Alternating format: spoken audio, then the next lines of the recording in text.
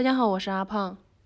首先准备一根吸管，在大枣的两头各戳一下，然后从地处取出枣核，像这样轻松就能够取下来，然后再对半切开，清洗干净。糯米要提前浸泡1个晚上，这样后面的步骤就能够轻松很多。再准备一些五谷杂粮，我这里有红豆、绿豆、大黄米、花生，也要提前浸泡1个晚上。找1只大碗，底部先铺上葡萄干，再把洗干净的大枣向上摆放，摆成一圈。接下来把糯米、五谷杂粮混合均匀，再预留出一部分糯米不混合。大枣的上面可以多放一些红糖，然后把糯米放上来。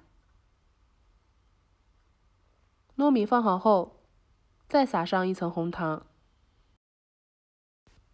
接下来把混合好的五谷杂粮铺上来，接着放上红糖，再铺1层八宝糯米，最后上面放上1层白净的糯米就可以了。放到8分满，上面再撒上1层红糖，加入清水，水和糯米持平。接下来冷水上锅，大火烧开后转小火，慢蒸4个小时，这样做出来才会好吃哦。哇，太香甜了！我的馋虫早已经迫不及待了。找一个大盘子，把它扣下来，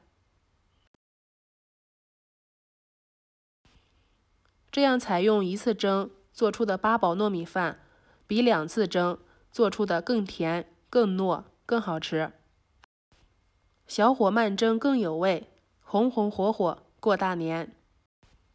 八宝糯米饭是年夜饭上必不可少的一道菜，寓意好又好吃，这样吃糯米简直太香了。我是阿胖，谢谢您的观看。